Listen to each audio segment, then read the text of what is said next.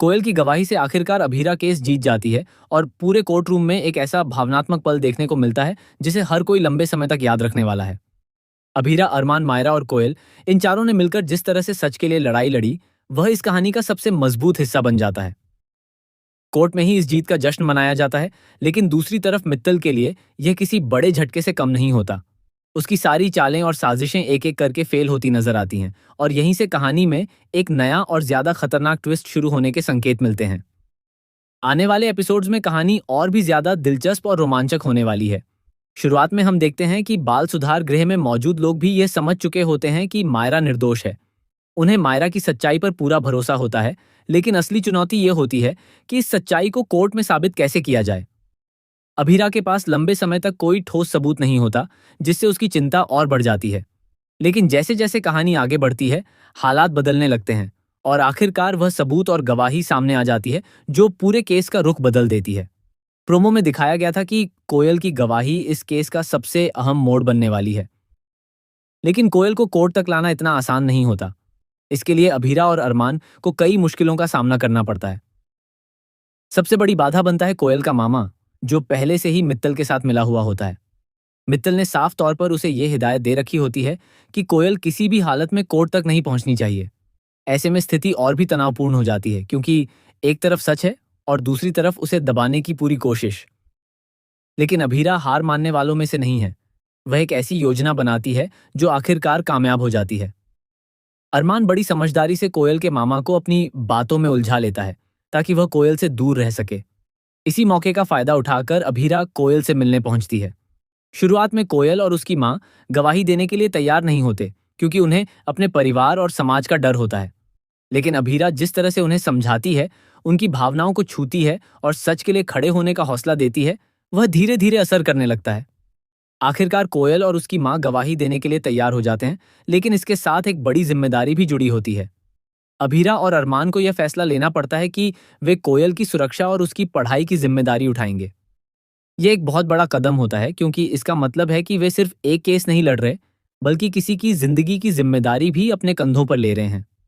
फिर भी वे बिना हिचकिचाए यह फैसला लेते हैं, क्योंकि उनके लिए सच और इंसाफ सबसे ऊपर होता है। जैसे ही कोर्ट की तारीख नजदीक आती है, मित्तल को इस बात का पता चल जाता है कि कोयल गवाही देने के लिए तैयार हो गई है। यह खबर सुनते ही वह बौखला जाता है और एक खतरनाक कदम उठाता है। वह गुंडों को भेजकर अरमान पर हमला करवाने की कोशिश करता है ताकि वह कोर्ट तक न पहुंच सके। लेकिन अरमान अपनी समझदारी और हिम्मत से इस साजिश को नाकाम कर देता है। कई मुश्किलों का सामना करते हुए वह आखिरी वक्त पर कोयल को लेकर कोर्ट पहुंच जाता है।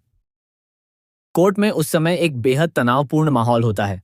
जज फैसला सुनाने ही वाले होते हैं कि तभी अरमान की एंट्री होती है। ये पल बिल्कुल वैसा ही होता है जैसा पहले भी एक बार देखने को मिला था, जब आखिरी वक्त पर सच्चाई सामने आई थी। इस बार भी इतिहास खुद को दोहराता है, लेकिन इस बार दांव और भी बड़ा होता है। जैसे ही कोयल कोर्ट में पहुंचती है, वह बिना किसी डर के पूरी सच्चाई सामने रखती है। वह अपनी गवाही देती है और साथ ही अपने कैमरे में रिकॉर्ड किया हुआ वीडियो भी पेश करती है। उस वीडियो में साफ दिखता है कि मोहर की मौत किसी साजिश का नतीजा नहीं थी, बल्कि वह एक हादसा था। उसका पैर फिसल गया था और वह खुद गिर गई थी। मायरा उसे बचाने की कोशिश कर रही थी, उसे पकड़ने की कोशिश कर रही थी, लेकिन वह सफल नहीं हो पाई। जब यह वीडियो और बाकी सबूत कोर्ट में पेश किए जाते हैं, तो पूरी सच्चाई सामने आ जाती है। जज के सामने अब कोई संदेह नहीं बचता और फैसला मायरा के पक्ष में सुनाया जाता है। मायरा को पूरी तरह से बरी कर दिया जाता है। यह पल हर किसी के लिए बेहद भावुक होता है। मायरा आजाद हो जाती है और अपने परिवार के गले लग जाती है। इसके बाद कोर्ट के बाहर एक छोटा सा जश्न मनाया जाता है, जहां अभीरा, अरमान, मायरा और कोयल खुशी से झूमते नजर आते हैं। यह जीत सिर्फ एक केस की नहीं होती, बल्कि सच और विश्वास की जीत होती है। लेकिन इस खुशी के बीच मित्तल का चेहरा सब कुछ बयां कर देता है। उसकी हार साफ नजर आती है और यही हार उसे और ज्यादा खतरनाक बना देती है। महर की कहानी भले ही खत्म हो चुकी हो, लेकिन मित्तल की कहानी अभी बाकी है। उसने अभी तक अपने किए की सजा नहीं पाई है और न ही उसके खिलाफ कोई ठोस कदम उठाया गया है। यही वजह है कि आने वाले एपिसोड्स में उसका गुस्सा और बदला लेने की भावना और भी ज्यादा बढ़ने वाली है। वह अभीरा और अरमान के परिवार के लिए एक बड़ा खतरा बन सकता है।